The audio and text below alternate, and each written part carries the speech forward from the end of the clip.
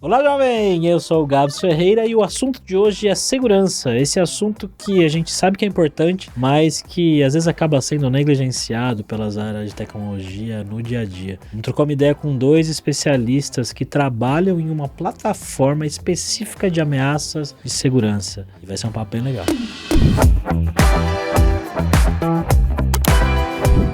E para trocar essa ideia sobre tecnologia e segurança, eu estou aqui com dois especialistas na área, Matheus e Amir. Como é que você tá, Matheus? Tudo bem, Gabs?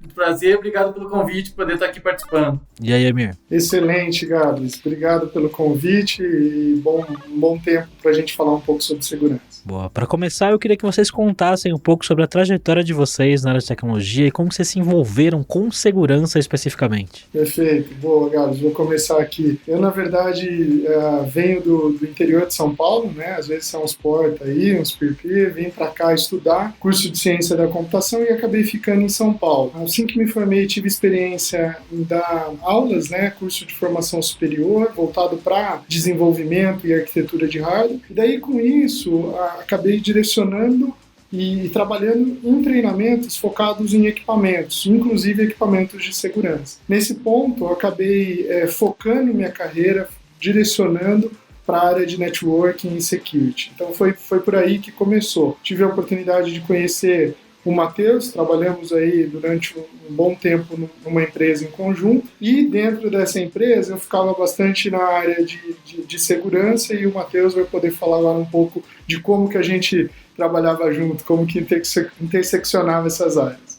Legal. Eu também nasci no interior, lá do Rio Grande do Sul. Estudei sistema de informação, fiz alguns MBAs depois, tanto em inovação quanto em cloud. E toda a minha carreira, assim, eu sempre fui desenvolvedor desde o início, trabalhei com desenvolvimento e sempre tinha envolvimento com a área de segurança, né? No início eu estava no exército, então por si só já tudo que a gente precisava desenvolver tinha muita coisa de segurança junto, e tinha telecomunicações. Fiz intercâmbio no exterior. Quando voltei aqui para o Brasil, fui trabalhar numa grande empresa de telecomunicações, ajudando a criar um ambiente de cloud deles. Então, assim, existia um foco muito grande em manter a segurança de todo o sistema. E eu estava fazendo desenvolvimento, mas a gente estava olhando também para a parte da infraestrutura, a parte da cloud, a parte do e-commerce. Então, assim, tinha a segurança fim a fim em todos os ambientes, em todas as fases de desenvolvimento envolvido. E depois disso eu fui trabalhar numa empresa junto com a Mir, né? Foi quando eu comecei a trabalhar muito com automação, ajudando várias empresas, principalmente aqui em São Paulo, né? Em alguns outros estados, mas a maior parte das grandes empresas aqui de São Paulo, eu tive a oportunidade de poder conversar com eles, entender como que eles estavam fazendo o processo de DevOps, a maturidade deles. E nesse processo de fazer automação,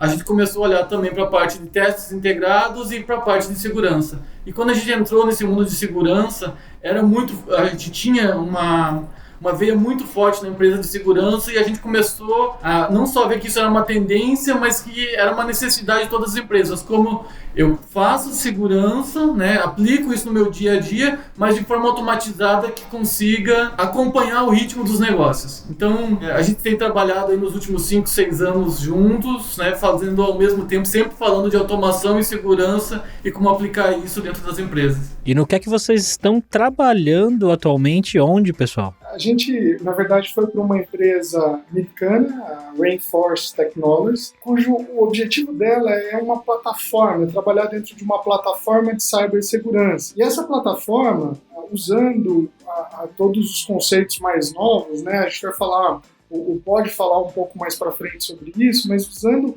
os conceitos mais novos que a gente tem, ver a inteligência de ameaça, vulnerabilidade e o controle centralizado para o desenvolvimento como peças fundamentais para o processo de segurança das aplicações. Então a ideia é como, de forma simples, a gente coloca SEC dentro do DevSecOps. Foi nessa empresa, com um grupo de desenvolvedores, que a gente teve a oportunidade aí, através do Davi, de te conhecer, Gabs, Davi Match, e ter oportunidade aí de poder bater um papo hoje contigo, porque a gente entende que essa questão de segurança dentro do mundo de desenvolvimento é algo que a gente precisa olhar com carinho, que a gente precisa realmente pensar, estruturar. É engraçado até que segurança é uma coisa tão, como que eu posso dizer, uma coisa tão primária né? Ou deveria ser tão primária quando a gente fala de sistemas na web hoje em dia ainda, né? Que tem tudo quanto é tipo de ataque, vulnerabilidade. Mas a grande verdade que eu vejo, né? Que eu já vi pelo menos, tirando empresas muito grandes, né? E-commerce e empresas que realmente precisam a qualquer custo, né, manter a parte da segurança, a grande parte da galera que eu já trabalhei, pelo menos softwares e empresas que eu já trabalhei, segurança estava longe de ser um assunto que era discutido ali no dia a dia, sabe? Como que vocês veem esse cenário, pessoal? Eu costumo brincar, o Matheus já ouviu falar isso, Gabs, que é pelo amor ou pela dor, né? Infelizmente, a gente acaba tendo segurança de forma reativa, não como uma preocupação de proteção ao negócio, mas como uma ação a um incidente que pode gerar, via de regra, prejuízo de imagem ou prejuízo financeiro.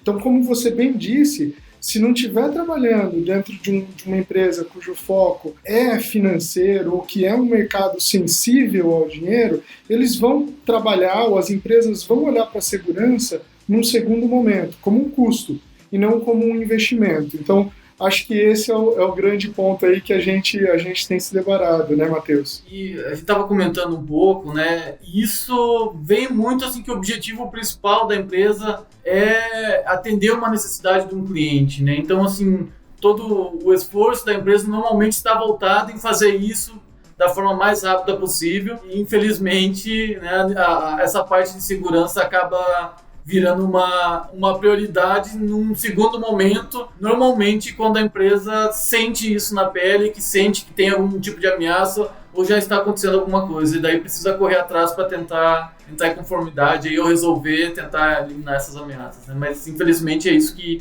na maior parte das vezes a gente vê. Tirando algumas empresas, né, de alguns segmentos específicos, que a gente sabe que segurança, eles já nascem pensando em segurança, porque eles sabem que se acontecer qualquer coisa, isso é muito crucial para o negócio, pode terminar todo o negócio, terminar a empresa de um dia para o outro, caso tenha algum tipo de vazamento, caso tenha algum tipo de incidente de segurança. Nessa empresa hoje que vocês estão aí, que estão criando muitas coisas interessantes, eu queria saber qual que é o carro-chefe, o produto principal, o que é que vocês fazem especificamente de solução de software mesmo? Boa, excelente pergunta, Gabs. Na verdade, a Rainforce, ela nasceu justamente dessa necessidade que se tinha de poder ter um desenvolvimento, uma perspectiva de desenvolvimento fim a fim, de segurança no desenvolvimento fim a fim. Então, desde o momento que começa a codificação, até depois, onde você está com a aplicação rodando, né, já foi feito o desenvolvimento, e você tem uma questão de fraude, uma questão de vazamento de informação, uma questão de ameaça, sobre esse aspecto, a empresa ela tem como um objetivo trazer uma plataforma que vai dar essa visão centralizada, tanto para o desenvolvimento, tanto para onde o início da codificação com uma série de análises, como também para depois que está desenvolvido e como que a empresa está externamente. Está tendo fraude, estão subindo sites parecidos, fazendo anúncio, a gente tem pego aí, tem discutido coisas muito engenhosas, né? Anúncio em ferramentas de busca aí, e são fraudadores que estão fazendo anúncio.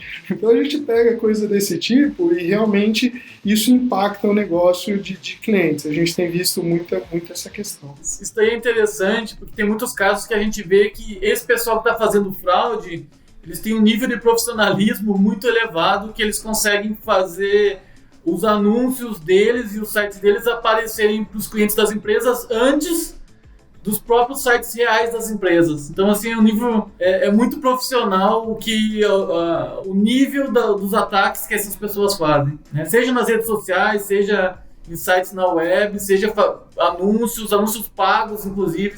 Então, assim, quando a gente para estudar e ver o que essas pessoas estão fazendo e as técnicas de ataques que eles estão utilizando, a gente começa a perceber que não é algo assim que por acaso aconteceu, foi algo que foi estudado, foi planejado e está sendo executado todo dia. Saindo um pouco do roteiro que vocês colocaram aqui, mas quais são os tipos de ataques mais comuns, assim, que vocês pegam, vocês falam, não, esse aqui é o mais comum de todos, tem? Então, na verdade, a gente vê e olha muito sobre o aspecto das vulnerabilidades, né? Então tem muita vulnerabilidade e a gente olha para isso, em cima dessas vulnerabilidades, a gente acaba vendo os atacantes explorarem elas.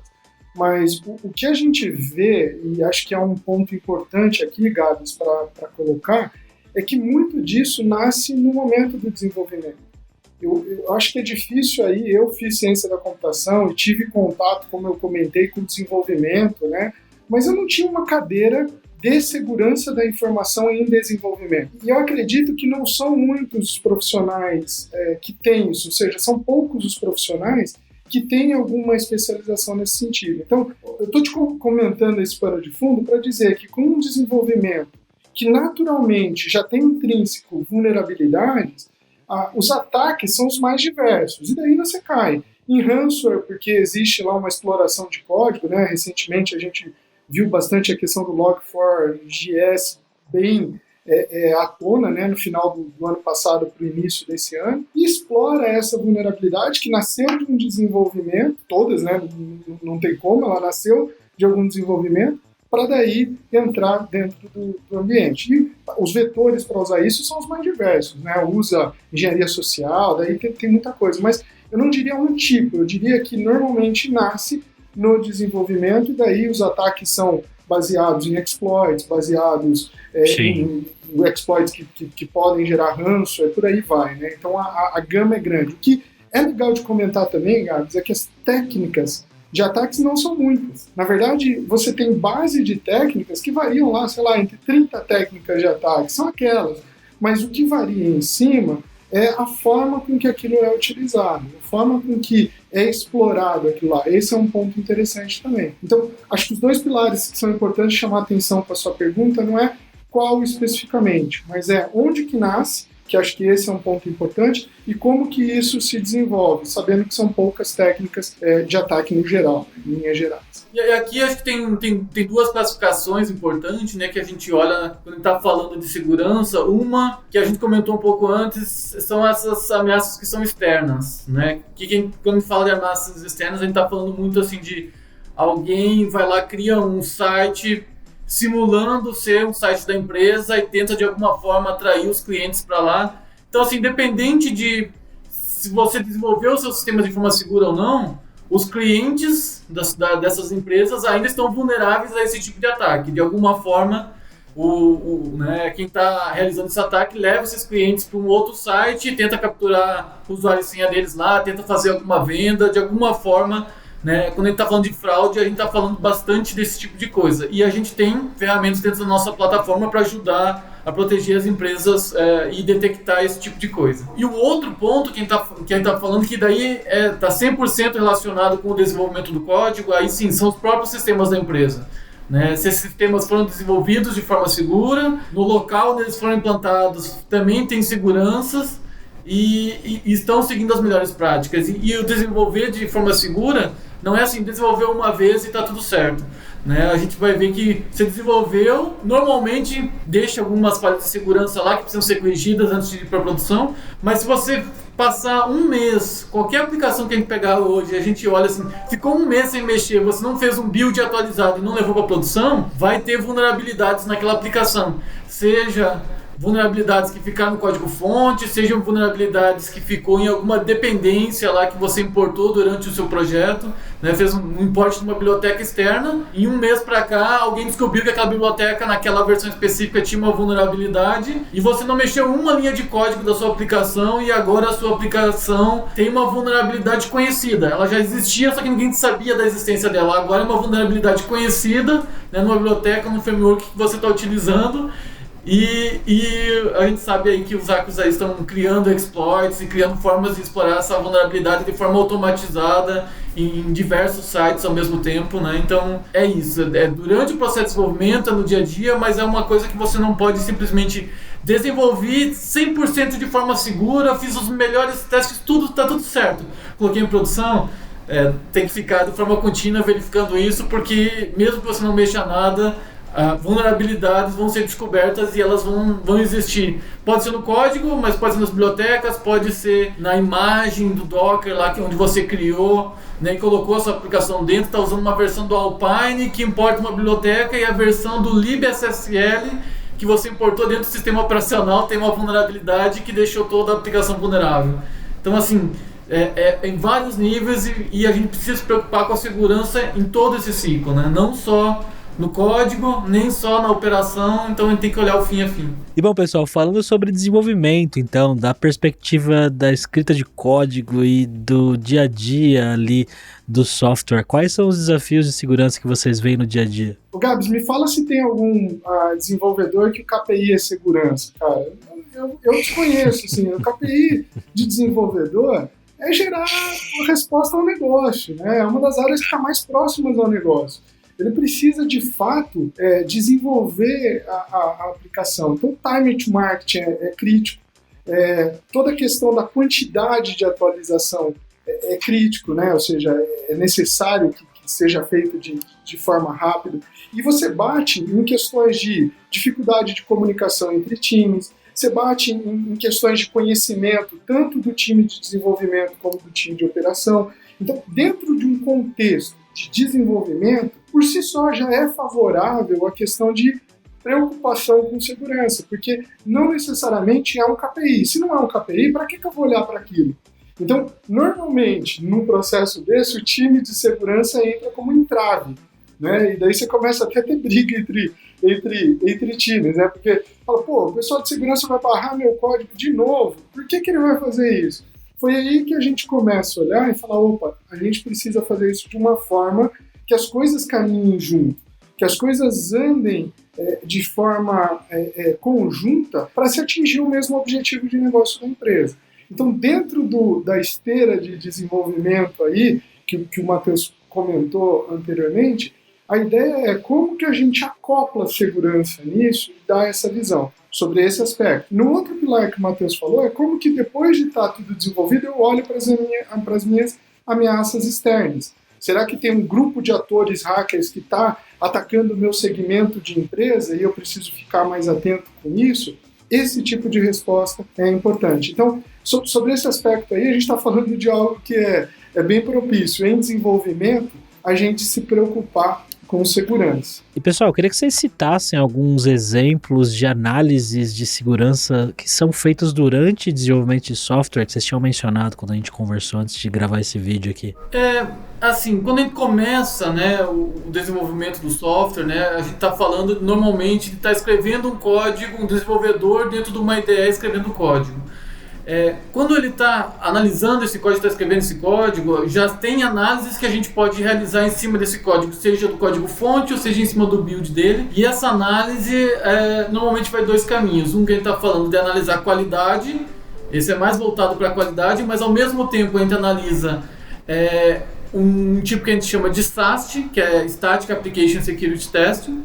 Basicamente, está olhando tudo de forma estática, para ver se, identificando algum padrão, a gente já consegue ver se está ficando alguma vulnerabilidade nesse código, né? Uma segunda parte, a gente está falando o seguinte, eu posso olhar também todas as bibliotecas que estão sendo importadas nesse código e ver se existe alguma vulnerabilidade nessas bibliotecas. Então, assim, eu não preciso estar executando esse código, não preciso estar em produção. Eu estou com o código-fonte aqui fazendo build, eu já consigo fazer essas análises e já consigo achar muitas vulnerabilidades que antes mesmo de eu colocar essa aplicação no ambiente de homologação.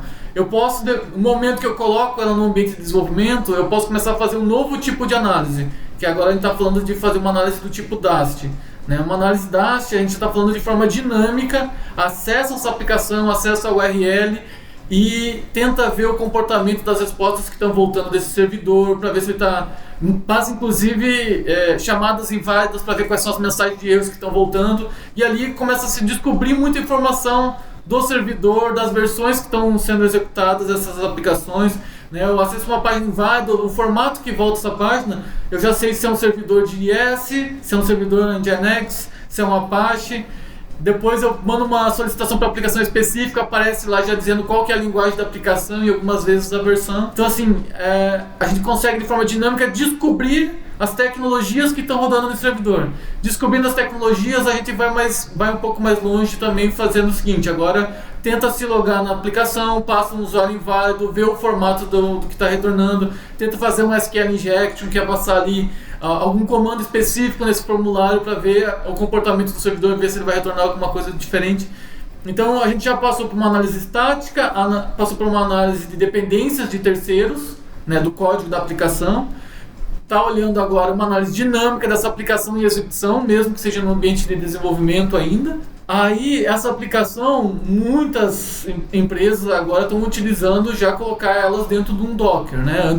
Antigamente era tudo máquina virtual, servidor físico. Hoje todo mundo já está falando de sempre colocar dentro de um Docker. Então, esse Docker, ele é uma imagem que agora, além da aplicação, tem mais dependências dessa aplicação, mais um middleware, mais um sistema operacional, tudo dentro dessa imagem. A gente consegue analisar, fazer um outro teste dessa imagem para ver se a gente encontra alguma vulnerabilidade ali. E assim, é impressionante, né? Às vezes a gente acha que eu acabei de fazer um build de uma imagem agora, tá tudo certo. A quantidade de vulnerabilidades que a gente pega, assim, que vem por padrão das imagens que a gente está utilizando, né? O pessoal coloca lá, usa essa imagem da última versão que está lá dentro do Docker Hub. Essa última versão vem com vulnerabilidade já. Então, assim, a imagem base que a equipe pegou para utilizar o desenvolvimento na latest, que é a última versão que está lá, ela vem antes de você fazer seu build já com vulnerabilidades. Então a gente precisa analisar essa imagem também. Essa imagem vai parar dentro do servidor. A gente consegue fazer outros tipos de análises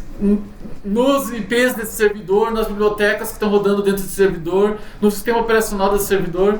Depois a gente vai para uma outra análise no sentido de esse servidor está rodando dentro de algum ambiente virtualizado ou dentro de alguma cloud.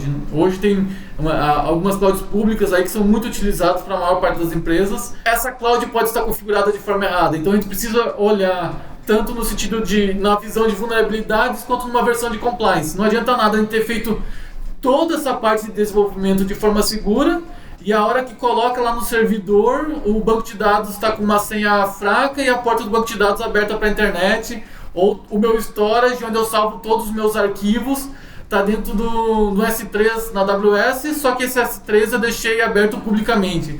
Então, assim, você faz todo o desenvolvimento de forma segura e armazena seus dados depois num lugar que está aberto para a internet, porque alguém esqueceu de configurar uma política que deveria ser um bucket privado e não um bucket público. Né? Então, assim, é uma outra visão da análise, né, de forma técnica que precisa ser feita em cima da cloud para ver se ele foi toda ela configurada da forma correta. A cloud dá as ferramentas para a gente fazer isso, mas se a gente não configurar da forma correta, pode ficar exposto. E depois ainda existe uma análise que a gente chama de pentest, que ainda envolve, né, pode ser muita coisa automatizada, e normalmente o pentest hoje em dia, né, quem está fazendo o pentest moderno utiliza uma ferramenta como a nossa para fazer todas essas análises que a gente falou já de forma automatizada. Antes, o normal de quem ia fazer o pentest era instala lá o Kali Linux, né, com suas ferramentas hacker, e começa a fazer todas essas técnicas, todas essas análises que a gente falou, fazia parte do que eles faziam de forma manual. Executam um script, descobrem um IP, vai descobrindo mais informações, e agora a gente está falando que a hora que a gente tem ferramentas, né, que consegue fazer tudo isso de forma automatizada, quem vai realizar o pentest, né, para tentar identificar se tem alguma vulnerabilidade e dar sugestões de correções, ele já consegue passar por tudo isso de forma muito mais rápida, e daí ele vai focar agora o tempo dele para encontrar vulnerabilidades mais relacionadas com o negócio, né? Entender qual que é o negócio daquela aplicação, se aquilo que foi desenvolvido e foi colocado lá dentro do site faz sentido estar lá ou não faz, deveria estar só numa rede interna, não deveria estar numa rede pública, por mais que seja um formulário, por mais que seja alguma informação da empresa. Então é um olhar diferente, que não é um olhar simplesmente de uma técnica de vulnerabilidade específica, mas é um olhar mais de se foi desenvolvido para atender o objetivo de negócio, e aquilo que está exposto deveria realmente estar exposto. Então, assim, é um olhar diferente que ganha muito tempo utilizando essas ferramentas todas de forma automatizada e foca naquilo que o humano sabe fazer melhor, que é entender a parte do negócio daquela aplicação. E depois ainda existem outros testes para verificar se a aplicação, a continuidade da aplicação, né? Porque às vezes a gente fala de segurança, mas uma parte importante da segurança também é a continuidade do negócio, né? Então a aplicação do cliente precisa estar disponível para os clientes dessa empresa poderem ter acesso. Então também existe uma outra vertente, que é olhar no sentido de fazer testes automatizados, né?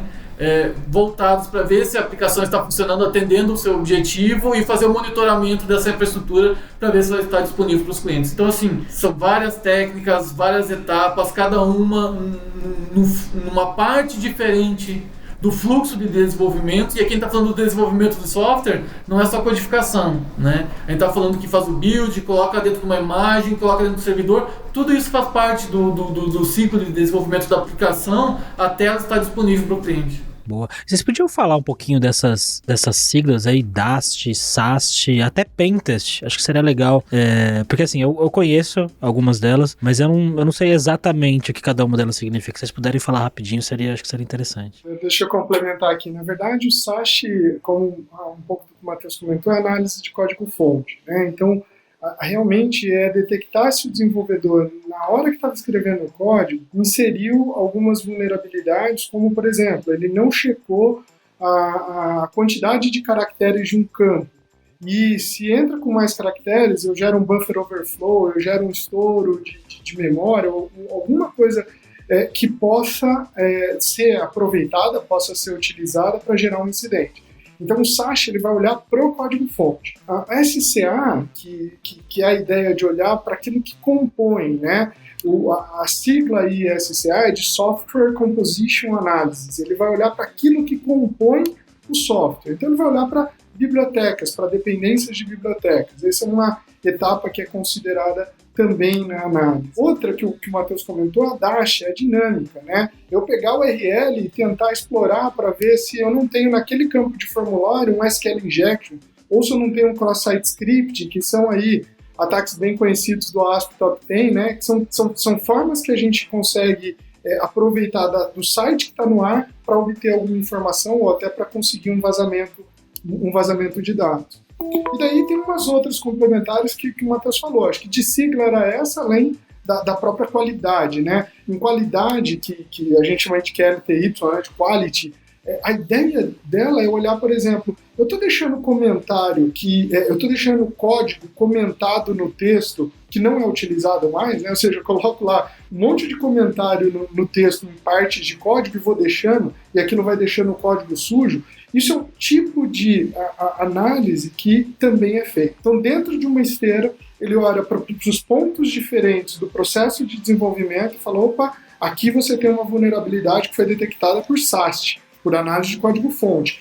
Aqui você tem uma vulnerabilidade que foi detectada por DASH. Às vezes, é a mesma vulnerabilidade com aspectos diferentes. Qual que era o problema, Gabs?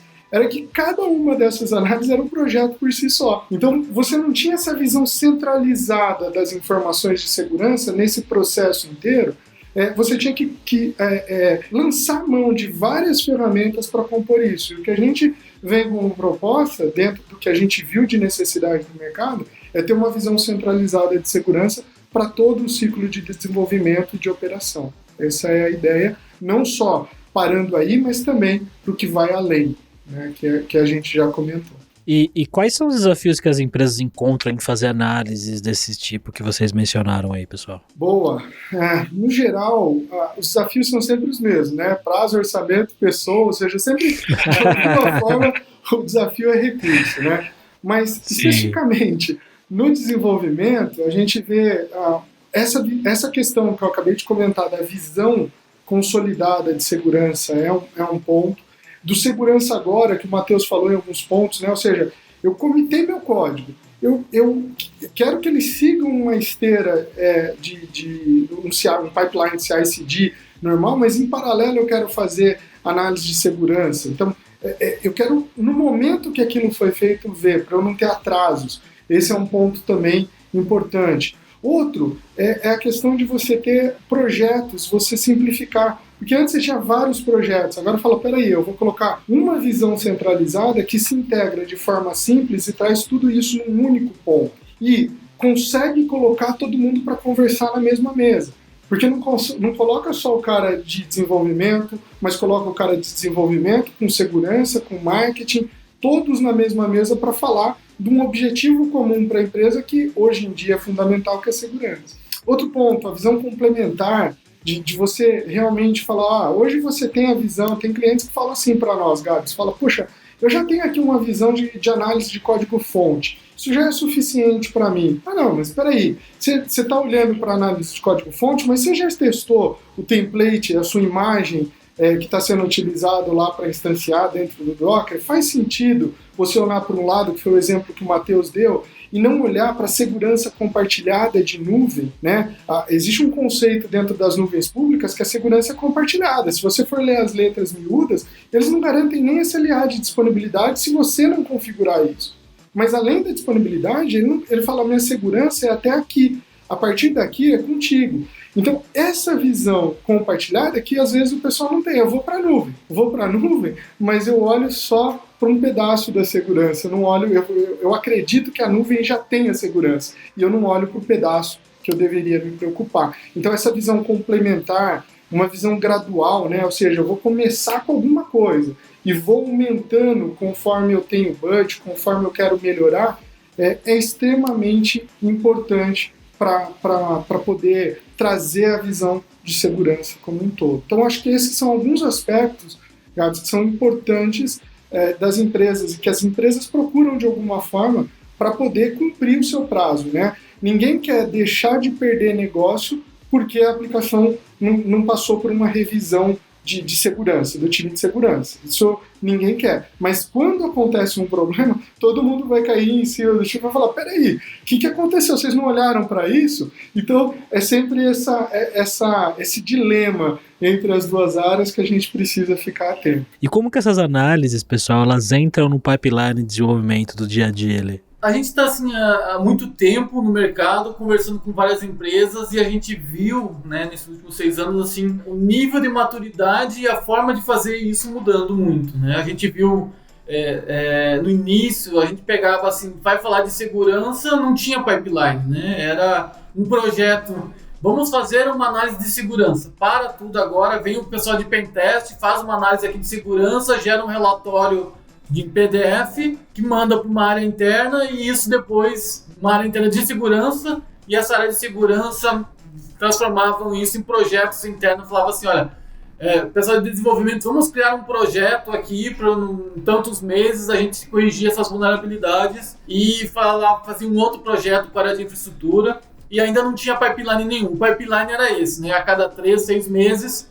para e faz uma análise de novo. E a gente via muito ainda, assim, 6 meses depois fazia análise e as mesmas vulnerabilidades de 6 meses atrás estavam todas lá ainda, né? Não tinha sido corrigida nenhuma e apareceram algumas novas, né? Porque aquele projeto de segurança que era para ter sido desenvolvido interno não foi priorizado, ficou na fila junto com outras coisas de negócio e acabou não sendo corrigido. E aos poucos isso foi mudando, né? Só que o problema é que quando a gente vai falar de automação, a gente vê primeira coisa, você não automatiza a segurança. Qualquer empresa, você automatiza primeiro o build dessa aplicação e o deploy. Você está pensando em fazer essa aplicação chegar em produção de forma automatizada. Quando a gente está falando aqui de automação, a gente está falando de DevOps, né? Sem olhar para outra parte de cultura, né, de processo, a gente está olhando um pouco da parte do processo e como faz isso, né? Pensando agora no foco de segurança. A gente está falando, faz um build, faz o deploy dessa aplicação no ambiente de desenvolvimento já de forma automatizada. Depois, vai dar sequência no pipeline, vamos fazer segurança. Não, agora tem a parte de qualidade. Vamos colocar aqui uma ferramenta que olha a qualidade. Depois, ainda não é a segunda vez da segurança, tem os testes automatizados. Então, assim, é um processo de automação. Normalmente, a maturidade que a empresa vai ganhando, ela vai automatizando essas partes primeiro, e daí deixa por último fazer essa parte de automatizar a parte de segurança.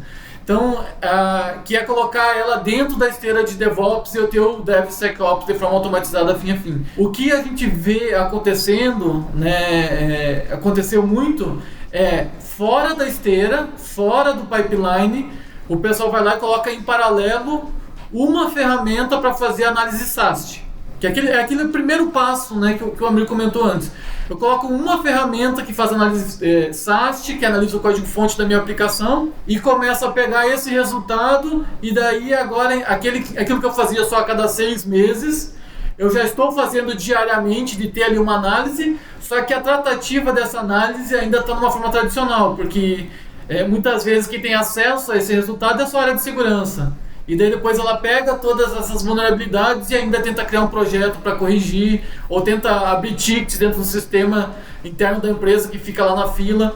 Então, assim, o processo de maturidade de automação, de quando a gente está falando de DevOps, normalmente ele passa por essas outras fases primeiro, e a parte de segurança, às vezes colocam uma pequena análise de alguma coisa lá no meio, mas assim, agora eu vou fazer a parte de segurança mesmo, de várias dessas etapas. Aqui, em vez de fazer só de uma, a gente está vendo que isso é a última parte no processo de vou fazer isso de forma automatizada dentro de um processo de pipeline, de DevSecOps, né?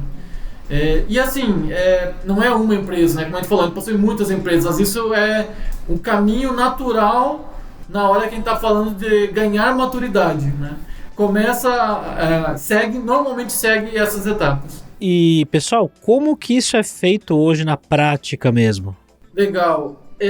A gente falou um pouco dessa evolução de maturidade, né? E o trabalho que a gente tem feito hoje e que a gente tem visto é que isso pode ser automatizado e pode ser muito mais fácil, né? Então, inclusive a plataforma que a gente montou lá no Rainforest, né, é justamente para ajudar a fazer isso de forma muito rápida. A gente percebeu que existia oportunidade para isso no mercado e é isso que a gente está fazendo. Que é basicamente o que? A gente está falando, desenvolvedor está escrevendo código, a gente já pode, lá dentro da IDE, mostrar para ele, olha, essa linha aqui você está usando uma variável que você não tratou o conteúdo dela antes. Então a gente já está fazendo uma análise SAST, quase que em tempo real, e já está mostrando para ele lá dentro da IDE para ele poder corrigir algumas vulnerabilidades. Fez um commit, salvou esse código dentro de um Git, né, versionado dentro de um Git. A partir do Git a gente já consegue ir lá pegar o código fonte e fazer outras análises, seja do código, seja fazer o build da aplicação e analisar se tem outras vulnerabilidades e informar praticamente em tempo real. Em paralelo, tem uma outra esteira fazendo o build dessa aplicação para fazer o deploy em desenvolvimento para deixar disponível. Em paralelo a isso, eu já estou fazendo essas análises de segurança. E não só no código, né? Como a gente falou, faz o build, já coloca dentro da imagem Docker, já analisa todas aquelas etapas que a gente falou antes, da imagem até colocada no produção. Eu vou lá e já faço todas essas análises de forma automatizada e já vou mostrando, também vou disponibilizando para a equipe de desenvolvimento esse resultado. Então o desenvolvedor, antes dele solicitar o merge para a branch principal, que vai ir realmente para o ambiente de homologação, ele já fica sabendo que aquele código que ele acabou de desenvolver agora está gerando uma vulnerabilidade nova no ambiente de alguma forma. E no momento que a gente avisa ele de forma praticamente quase que imediata, ele já tem a oportunidade de corrigir isso antes de solicitar o merge. É diferente de eu falar para a equipe de desenvolvimento daqui 3 meses que tem uma vulnerabilidade no código, do que eu falar agora, dizendo, olha, o código que você desenvolveu hoje, que está fresquinho na sua memória, né? Naquela linha específica você está deixando uma vulnerabilidade. Quando a gente faz isso, a gente vê que a tendência é você já corrigir na hora, antes de solicitar o merge. E daí começa a criar um hábito, começa a criar uma cultura de sempre, antes de solicitar o merge, você olha para ver se tem alguma notificação, alguma análise, alguma coisa que você precisa corrigir. Isso a gente está falando no ganhar maturidade. Foi para o ambiente, eu já faço outras análises e depois tem um terceiro momento que a gente falou, olha, desenvolvi, já se passou um mês, encontrou uma nova vulnerabilidade porque foi descoberto alguma coisa de algum framework, alguma coisa específica, eu ainda trabalho com uma notificação de mandar de volta para não só para a equipe de segurança e para o dashboard da equipe de segurança que vê tudo de forma centralizada, mas eu também mando para aquela equipe específica que tem o poder de realizar a ação para fazer aquela correção. Então, se é na imagem Docker, quem tem a responsabilidade por criar o Dockerfile lá dentro da empresa? Eu posso mandar a notificação de forma automatizada para aquela pessoa específica. Se é no código, eu mando para a equipe de desenvolvimento. Se é dentro do servidor, eu mando uma notificação específica para a equipe de infraestrutura que é responsável por manter aqueles servidores funcionando. Então, ele está falando de fazer isso de forma automatizada, quase que em tempo real, né? Você está programando, você está fazendo os merges e você já está sendo notificado. A gente está falando de ter notificações. Foi descoberta uma vulnerabilidade no mercado, a sua ferramenta já te avisa, olha, está aqui, acabou de surgir hoje o Log4j, não é 2 semanas depois que está todo mundo falando sobre isso que você fica sabendo. Não, no mesmo dia você recebe uma notificação dizendo, olha, atualiza aqui a versão porque tá com esse problema, né? E o outro ponto era assim, esses projetos, vou realizar isso de forma automatizada para fazer um tipo dessas análises, normalmente eram projetos que demoravam muito tempo. Não é... O pessoal não foi lá e deixou para fazer essa parte de segurança por último, só porque quis. É porque normalmente eram projetos que demoravam muito tempo. Então, para fazer uma dessas etapas de forma automatizada para todas as aplicações que eu tenho dentro da empresa, isso é um projeto que facilmente a gente via levar 6 meses a 1 ano. Né? Seja porque envolvia diversas áreas, e aqui a gente não está falando de fazer o fim a fim, a gente está falando ainda de fazer uma análise de uma dessas etapas de análise. Né? Eu estou fazendo só análise SAST. Isso é um projeto que demorava muito tempo dentro de qualquer empresa, que tem que se preocupar tem que ter acesso a diferentes partes do ambiente para conseguir fazer análise. Então, assim, era algo muito complicado, algo muito difícil de fazer, e é isso que a gente tem tentado facilitar. É como que a gente chega dentro de uma plataforma, simplesmente passa os acessos do ambiente. Olha, está aqui o endereço do meu código-fonte, está aqui o endereço da minha imagem Docker, está aqui o IP do lado do servidor onde eu faço deploy, manda salvar, e assim, praticamente de forma imediata, já todas aquelas análises já vão ser realizadas, já tenho toda a informação disponível para todo mundo e já está disponível para quem precisa ter conhecimento dessas vulnerabilidades. É uma experiência hoje em dia totalmente diferente de como a gente via antes. Projeto de 1 ano para uma das etapas, a gente passa hoje para quase que de imediato análise completa de todas as fases, e já a informação já é disponível para quem precisa ter essa informação. E a gente falou realiza isso em paralelo, né? O nível de maturidade de segurança, eu posso já implementar isso e elevar muito o nível de maturidade, mesmo que eu ainda não automatizei meu processo de build e deploy, mesmo que eu ainda não tenha automatizado os meus testes. Então, assim, eu consigo de forma rápida ter todo esse ganho, elevar o nível de maturidade e aos poucos ir elevando o nível de maturidade das aplicações em relação a fazer build e deploy, de acordo com a necessidade do negócio. Então eu posso fazer algumas aplicações core, já adiantar elas, faço build e deploy, depois vou indo para as outras, mas a análise de segurança já foi para um outro nível de maturidade muito rápido para todas as aplicações, com um simples cadastro. E o outro ponto essas coisas não ficam totalmente separadas. A gente está falando de automação de DevSecOps. A gente está falando que as análises acontecem de forma separada, né? O build deploy vai acontecer de forma separada das análises de segurança. Não depende de eu ter terminado um para poder fazer o outro, então eu já posso ter o ganho de forma imediata, mas conforme o nível de maturidade dos dois evoluem, eu junto eles novamente. E daí eu começo a ter mecanismos, por exemplo, de dizer o seguinte: eu só vou aceitar colocar uma nova versão dessa aplicação em produção se a quantidade de vulnerabilidades dela diminuiu. Então eu coloco isso dentro do pipeline, dentro do fluxo de aprovação do pipeline. Se a hora que eu cheguei no ambiente, na hora de fazer a homologação da aplicação, eu vou fazer deploy nesse ambiente de homologação, eu olho, eu tenho mais vulnerabilidades do que eu tinha antes, então eu não deixo isso para produção. Então, naturalmente, de novo, vai criando hábito, vai criando a cultura de se preocupar com a segurança, porque eu sei que não vai nem chegar para a pessoa de homologação fazer os testes. Não vai nem chegar, né, se for uma empresa que tem processos mais tradicionais, por exemplo, vou abrir um processo de GMUD que precisa de aprovação, passo por um comitê ou qualquer coisa do tipo, eu estou falando o seguinte: eu nem mando para esse comitê enquanto a quantidade de vulnerabilidades que eu tenho na aplicação não estiver igual ou menor do que a quantidade do que eu tenho na versão que já está em produção. Então eu começo a poder fazer isso de forma automatizada e de uma forma que agora não é a área de segurança que está virando um empecilho, que está criando um projeto de meses que eu vou ficar desenvolvendo para fazer alguma coisa. Não, entrou no dia a dia. Não é também a pessoa de segurança que tem que ir lá falar com eles, não, é o próprio sistema. Fez o build, já voltou, olha, você está gerando mais vulnerabilidades, não tem por que eu deixar essa versão aí para produção. Então, já está no processo de DevOps de forma automatizada e aos poucos isso vai entrando na rotina da equipe e assim, todos ganham, né? Gabi, só complementando aí, e assim, vale a pena citar que é um conceito de shift left, né? A gente tem dados de empresas aí que quanto mais cedo você corrige uma vulnerabilidade, menor é o seu prejuízo financeiro. Então, se você traz a correção da vulnerabilidade para o momento da codificação, a chance de ter prejuízos e a chance de, se tiver prejuízo, ele gerar um impacto menor, ele ser de uma proporção menor, é muito alta. Então, complementando aí, o que isso tem a ver com o negócio, né? Com o negócio tem a ver no sentido de que, se eu tenho invisto em segurança proativamente, sobre o aspecto de olhar antes do incidente, eu vou ter ganhos porque meu incidente vai ser menor, talvez nem ocorra. Essa é a ideia aí. E pessoal, que tecnologias que vocês usam aí no dia a dia para desenvolver a plataforma de vocês? O que tem por trás disso tudo? Legal. A gente utiliza algumas linguagens de programação, né? E cada módulo do sistema, com finalidades diferentes, tem algumas linguagens mais especializadas para cada uma dessas partes. Mas a gente utiliza muita coisa em front-end com Angular, a gente vai para o back-end, tem coisa que está em Golang, tem coisa que está em PHP, tem coisa que está em Python.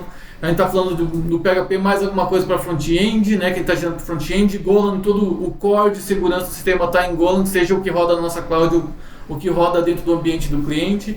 Tem algumas coisas em Python que são mais algoritmos especializados para fazer algumas buscas específicas ou para fazer algumas análises com inteligência artificial. Quando a gente vai para a parte da infraestrutura, a gente já roda tudo em container, né? Tudo com Docker, tudo com Kubernetes. Tanto a parte de infraestrutura quanto a parte de dados permanentes, tudo já roda as a service dentro de ambiente de cloud, né? Então, assim, o core da tecnologia do que a gente está utilizando é isso, e a forma de trabalho a gente tenta utilizar as melhores práticas, sempre que a gente está falando assim, de utilizar uma mistura primeiro de um Scrum com um Kanban, né, na metodologia do dia a dia. Já tem pipeline, isso que a gente está falando de DevOps e DevSecOps, como já vem no nosso histórico a gente fazer isso, a gente falou, vamos fazer primeiro em casa, vamos fazer isso do jeito certo, né? Não vamos deixar aquela história do casa de ferreiro, espeto de pau acontecer com nós. Então a gente foi lá, automatizou desde o início, com pipeline, fazendo tudo de forma automatizada. No início, a gente estava começando a desenvolver, a gente foi lá, colocou ferramentas de segurança dentro de forma mais tradicional. O momento que a nossa plataforma evoluiu, a gente começou a fazer toda essa parte de segurança de forma automatizada, a gente deixou o nosso pipeline tradicional para fazer build, deploy e aprovações, e toda essa parte de fazer análise de qualidade, análise de segurança, análise de testes, estão já dentro da nossa plataforma, então a gente usa a nossa plataforma para fazer a análise dela mesma. Então isso foi muito legal, né? As primeiras vezes que a gente foi lá, colocou a análise, começou a achar vulnerabilidades na nossa própria ferramenta, ele falou, nossa, como que a gente deixou passar isso, né? A gente foi lá, corrigiu, aí a gente falou, agora está tudo corrigido. Uma semana depois a gente descobriu que teve uma versão de framework lá, que foi descoberto 4, 5 vulnerabilidades, a gente foi lá, a gente falou assim, nossa, olha como isso é dinâmico. Porque uma coisa era quando a gente estava fazendo isso com os clientes, a gente está indo lá no cliente, né, e ajudando ele, e ele tá fazendo correção. Outra coisa foi nós fazer análise do nosso código-fonte todo dia. Então, eu fazia um build de manhã, tá tudo seguro. Eu fazia um build à tarde, já aparecia um alerta de segurança. Então, assim, foi muito interessante a hora que a gente estava nós mesmos codificando, utilizando a nossa plataforma para fazer análise e ver a velocidade de como isso está, como evolui isso no mercado, né, para todas as linguagens de programação, não é para uma linguagem específica, mas como isso acontece no dia a dia. Muito bom, gente. Muito obrigado pela presença de vocês aqui. Eu tenho certeza que a gente poderia ficar discutindo esse assunto aqui por um dia inteiro, né? Daria para detalhar muito mais coisa aí. Você deve ter muito mais coisa para contar, mas obrigado por enquanto. Obrigado, Gabs, pela oportunidade de poder comentar um pouco sobre o nosso trabalho. A gente espera poder inspirar aí as pessoas a olhar com mais carinho para essa área de segurança, né? E conhecer um pouco todas essas fases, tudo isso que a gente comentou aqui, de diferentes visões de olhar para a segurança e fases de como isso acontece. Agradecer também ao Davi por ter criado a oportunidade aí para a gente comentar isso com você e poder compartilhar. Obrigado.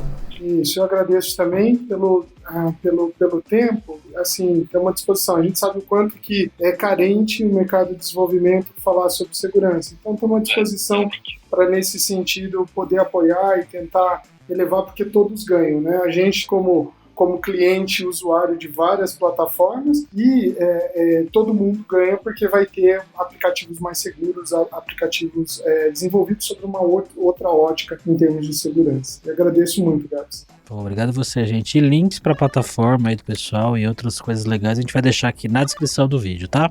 Se você assistiu até aqui, se inscreve no meu canal, por favor. Você gosta de mim, não gosta? Clica no sino aqui embaixo, no botão vermelho de se inscrever e não perca mais nenhum vídeo meu. Eu espero que você esteja tendo um ótimo dia hoje. Te vejo no próximo vídeo. Tchau, jovem.